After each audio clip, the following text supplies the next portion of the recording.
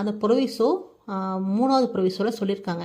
இந்த இடத்துல பிஎன்எஸ்எஸில் வந்து ஒரு சின்ன வேர்டை வந்து சேர்த்துருக்காங்க. எங்கன்னா அந்த போலீஸ் விசாரணையின் போதுன்னு இருக்கு இல்லையா, டூரிங் இன்வெஸ்டிகேஷன் பீரியட்னு, அதுக்கு பக்கத்தில் அல்லதுன்னு போட்டு முதல் 15 நாட்களுக்கு பிறகு காவல் அந்த போலீஸ் கஸ்டடியில் இருக்காங்க இல்லையா, அந்த சூழ்நிலையிலும் அவங்க வந்து இது போல் ஒரு சூழ்நிலையில் வந்து விடுவிக்கப்படலாம்னு சொல்லிட்டு அந்த வேர்டை மட்டும் பிஎன்எஸ்எஸ் சேர்த்துருக்காங்க.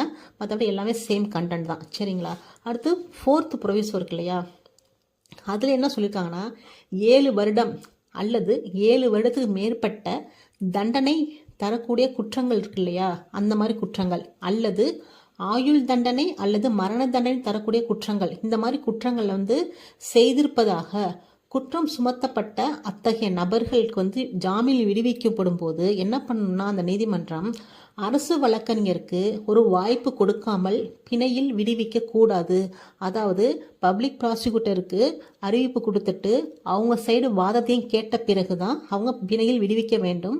அவ்வாறு செய்யாமல் பிணையில் விடுவிக்க கூடாது. இந்த 3 சம்பந்தமான அஃபென்ஸ் மட்டும் என்னன்னா 7 வருடம் அல்லது 7 வருடத்திற்கு மேல், அதே போல் ஆயுள் தண்டனை அல்லது மரண தண்டனை, இந்த மாதிரி வழக்குகளில் கண்டிப்பாக பிபிக்கு நோட்டீஸ் கொடுத்துட்டு அவங்க தரப்பு வாதத்தை கேட்டு தான் பிணை விடணும். அவ்வாறு செய்யாமல் பிணை விடுவிக்க கூடாது. சரிங்களா. இப்போ அடுத்து நம்ம என்ன பண்ணுறோம், சப்செக்ஷன் 2 பார்க்குறோம். சப்செக்ஷன் 2 பொறுத்த வரைக்கும் அந்த நபர் இருக்காங்களே, அந்த அக்யூஸ்ட் பர்சன் வந்து நான் பெயிலபிள் அஃபென்ஸ் செய்திருப்பதாக நம்புவதற்கு போதுமான காரணமே இல்லை. அந்த அஃபென்ஸ் வந்து நான் பெயிலபிள் அஃபென்ஸே கிடையாது அப்படின்னு வந்து அந்த விசாரணையில் தெரியுது அந்த நீதிமன்றத்துக்கு.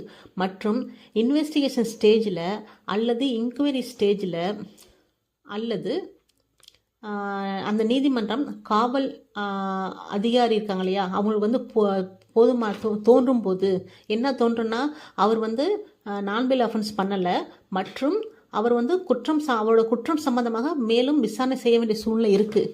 அவர் பண்ண குற்றம் சம்பந்தமாக மேலும் விசாரணை செய்யணும். ஆனால் அவரோட விசாரணையின் படி பேசிக்காக பண்ண விசாரணைப்படி அவர் நான் பெயிலபிள் அஃபென்ஸ் எதுவுமே பண்ணலை. இப்படிப்பட்ட சூழ்நிலையில் அந்த காவல் அதிகாரியோ அந்த நீதிமன்றமோ என்ன பண்ணுவாங்கன்னா அவரை வந்து செக்ஷன் 446 கேபிட்டல் ஏக்கு அந்த பிரிவுக்கு உட்பட்டு அந்த நபரை விடுவிக்க வேண்டும். அல்லது விருப்பப்பட்டால் அந்த நபரிடம் பிணைப்பத்திரம், அதாவது மீண்டும் வந்து நான் வந்து ஆஜராமன்னு சொல்லிட்டு பிணைப்பத்திரம், ஜாமீன்தாரர் இல்லாமல் பிணைப்பத்திரம் எழுதி வாங்கி கொண்டு அவரை விடுவிக்க வேண்டும். இதுதான் சப்செக்ஷன் 2ல உள்ள விஷயம். இதே சப்செக்ஷன் 3 பாருங்க. ஒரு அஃபென்ஸ் வந்து ஒரு கேட்டகரி ஆஃப் அஃபென்ஸு, ஒரு சாப்டர் சம்மந்தப்பட்ட ஒரு 3 சாப்டர் சம்மந்தப்பட்ட ஒரு கேட்டகரி ஆஃப் அஃபென்ஸை சொல்லி அவர்களுக்கு வந்து சில கண்டிஷன்ஸ்லாம் நீ இம்போஸ் பண்ணியே ஆக